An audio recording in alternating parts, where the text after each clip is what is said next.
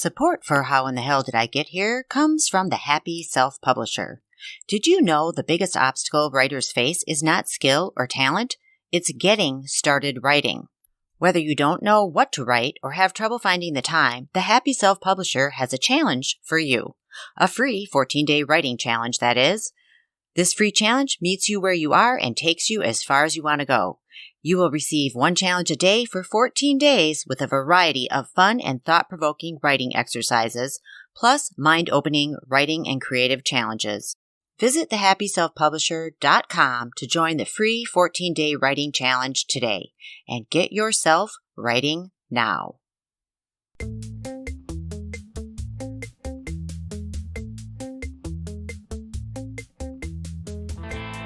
With everything that's going on, and there's definitely a lot going on, myself and my sisters decided that the best thing we can do right now is just keep showing up here with our crazy stories, which hopefully are making you laugh. Life may be throwing us some crazy curveballs right now, but that hasn't stopped us from finding the humor in life. However, if you are having a hard time finding the humor, maybe take a listen to my other podcast called How to Fall in Love with Yourself Toolkit for advice and insights on how to deal with the upcoming weeks of April. But back to How in the Hell Did I Get Here? This week, we're bringing you 3 stories which highlight strokes of genius and how that all pans out for all of us. My stroke of genius comes in the form of getting rid of an enemy, and I was just in grade school at the time. Next, one of Jenny's sons shows his genius when she and her husband Bill find something very interesting happening in his bedroom closet. And lastly, Kari is smart, but her hose is smarter. This is Kim A. Floden, and you're listening to How in the Hell Did I Get Here? As usual, this episode includes swear words. Stay with us. I'm in the 3rd grade and hatch what I think is an ingenious plan to rid myself of a nemesis. I do have a quick story that you guys will all know this one, but Jenny's story reminded me of the time when I was in 3rd grade. I think it was 3rd grade. Yeah, right around there. Anyway, there was a girl I didn't like. Who knows why? I think she might have been in 2nd grade. And no, it wasn't you. And she was in our brownie troop. Blonde girl? Kind of heavy set and kind of whiny. That's all I remember about her. So I used to go, because I don't like crowds, and I obviously knew this when I was younger, but so I would go and hang out in that old bathroom off the lunchroom that was part of the old locker room for the old part of the school. Do you remember that? Oh God, yep, remember this it well. Is the best story. Yeah. So that creepy old bathroom with the tunnel in it. Exactly. Yes, the tunnel. Which is what I told her, because I was like, come in here with me. This was terrible. I'm like, come in here with me. There is a tunnel to a room filled with candy. And she bought it. And I don't know whatever happened to her. As far as I knew, she was never seen again because I left her. Because you could pull that thing off. You could pull the gate off the vent thing there. Yep. And I'm like, it's just right up there. And when the last I saw her, it was her ass. And the bell rang and I was gone. Did you put the cover back on and secure it? No, I didn't secure it. I just got out of there. And I never got in any trouble. But that was a terrible, what a little shit thing to do. I'm going to imagine that she still haunts the bowels of the building, like the Phantom of the Opera or something, roaming around. If they ever found, I think they tore that part of the building down. But if they found anybody in the candy room, it was because of me. There were all kinds of tunnels. That tunnel led to behind the bleachers. Yeah, I remember that. But this was like, if you sat on the toilet, there was like a big vent, like with the big metal thing. Yes. Mm-hmm. That's where I sent her. Yes. Okay. Straight up the chute. And you told me that story, Kim, when I was little, and that was like you were my hero for a long time because I'm like, that is so smart. Right? To get rid, that's the best way to get rid of your enemies. Lure them to the bathroom, send them up the tunnel. Yes. It's also why you're going to hell, but yeah. Well, that's at the top of the list. I cannot even remember why I didn't like her. I mean, I don't know. But, I mean, I didn't like her to the point that I would think I was such a bitch to her in brownies that Mom, I think she either threatened or did kick me out of the brownie troop that she was in charge of. Okay, now that goes to the top of the list of why you're going to hell. Yes. Picked out of Yes, brownies I of all was things. by my own mother. Yes. Yeah. Severe reprimand. God. Yep, I don't severe remember you reprimand. getting kicked out. Funny. Well, I Because don't you know if I never got got in kicked out. trouble for anything because you were goody goody two shoes. That's not true. And obviously, I wasn't goody goody two shoes. I sent the girl up the chute for the candy.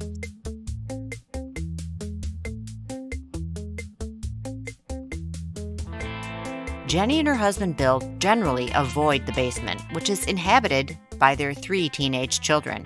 But one day, Bill finds something down there that's even more disturbing than the normal mess. So we have 3 teenage children who all live in our basement pretty much. Their bedrooms are down there. Anna's upstairs a lot, but the boys, we never see them unless they're hungry or thirsty. So John hangs out in his Or need money. John hangs out in his bedroom, playing video games. Scott, same thing. And the whole basement is just a trashed mess with soda cans, mostly soda cans, because they won't pick up after themselves. And not long after we moved in, Bill and I just stopped going downstairs because it's infuriating because they're such pigs. So we just don't go downstairs. And apparently my children have come to depend on that because Bill had gone down. He decided he was going to clean some stuff out of John's room or something. I don't even remember what he was going down there for, but so John's bedroom got a really big walk-in closet. So that room, he set it up as a video gaming room when we first moved in there. Now he's out in his bedroom part, but his closet has never been used as a closet. It's just like another hangout space, like a second small room off his bedroom for him. And Bill comes upstairs. I can't remember exactly how it went, but it was like, well, it would appear that John has set up a distillery in his closet. I'm like, what? Yeah. He had taken like empty juice bottles and jugs, milk jugs, and poured different fruit juices in them and put them up on the shelf and then opened the heat vent, like took the cover right off the heat vent. And it kept his closet door shut, and he shoved a towel under the door. So it was like, oh my God. I don't know, like 115 degrees in his closet.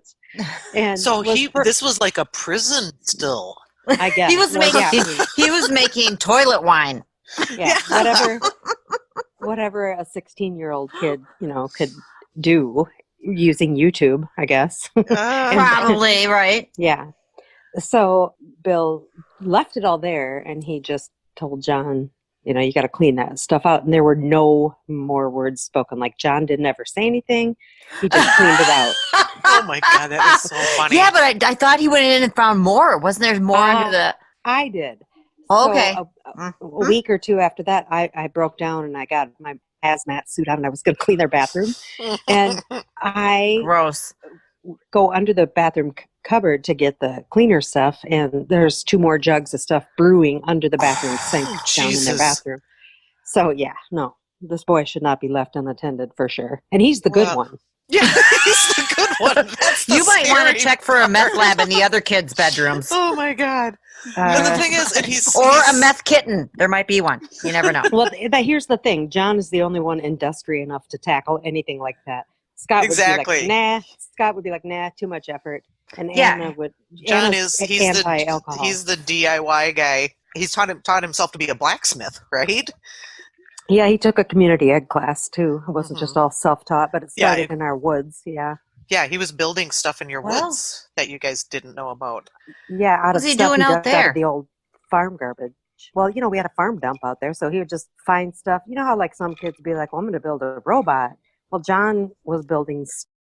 You can probably guess what John was building on the farm, but find out for sure when we come back after this short break. Do you wish you had someone you could tell your secrets to? Would you like to be able to share your secret in a safe, supportive environment?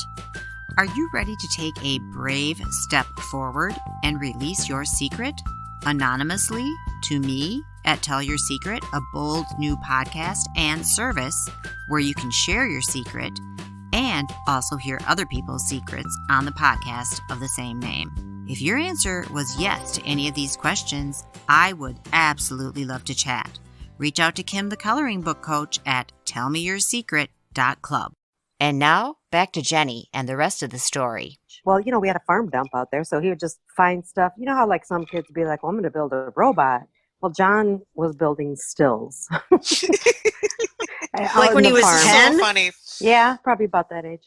Because I imagine that Bill found in his closet like the kettles and the coil, The tubing. Right. Yeah, the tubing, Yes. all of it. There's Right, dripping. that's what my friend said. She's like, you can't have that. That thing could blow up in their closet. I'm like, no, No, I he think it was a had- little more rudimentary than that. It was pretty rudimentary, but there were air release things. He knew what he was doing.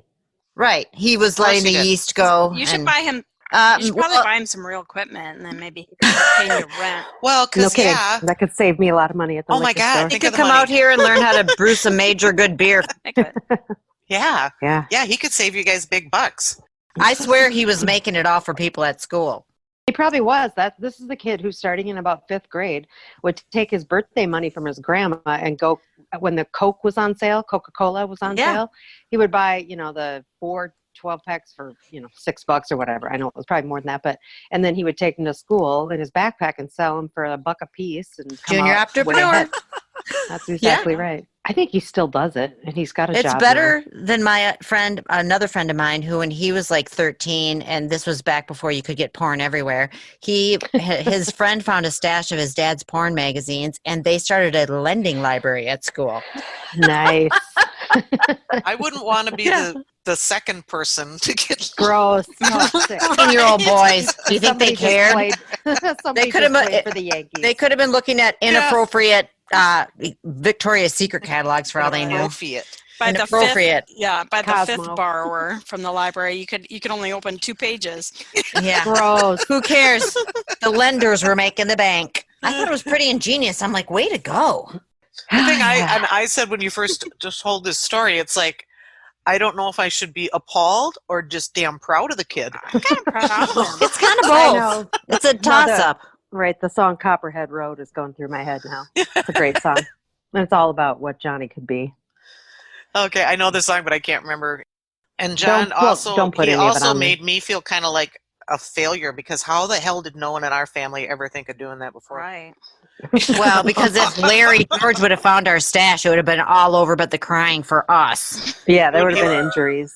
Yeah. Yeah. Gunshot wounds. After he drank it. Gunshot wounds. Right. He could have gone blind. I mean, we probably wouldn't have known what we were doing.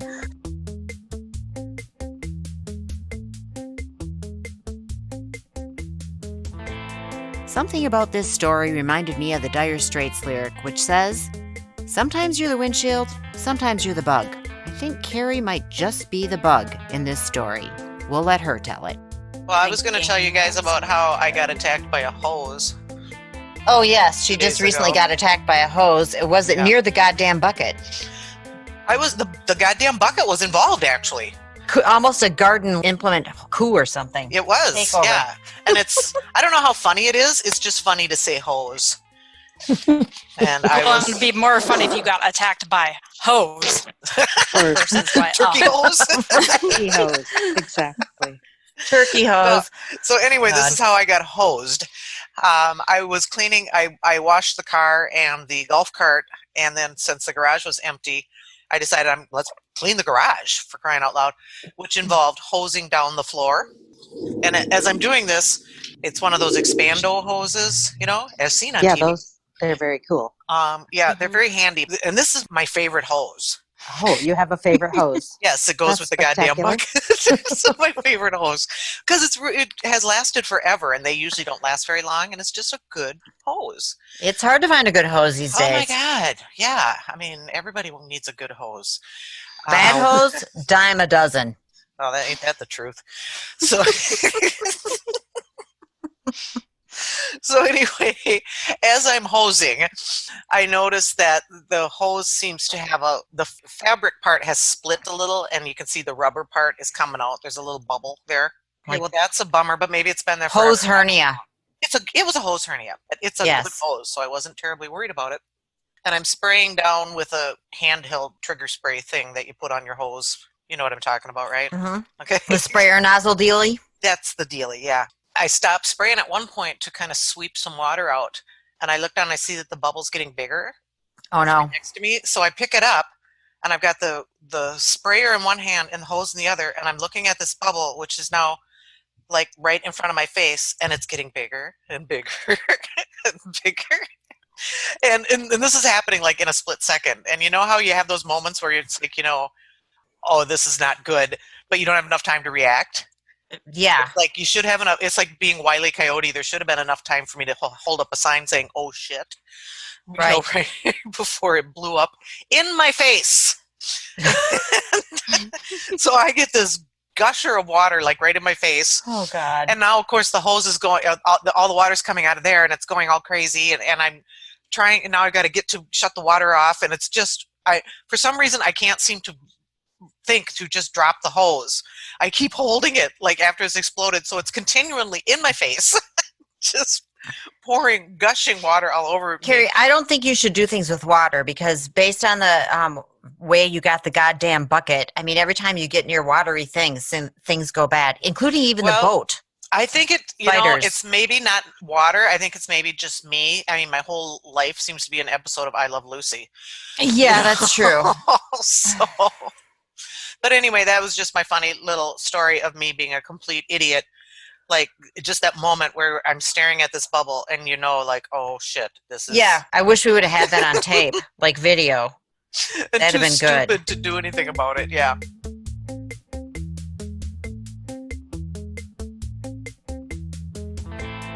Thank you so much to our sponsor, the Happy Self Publisher. If you've ever dreamed of writing a book, be sure to join the free 14-day writing challenge and get started now.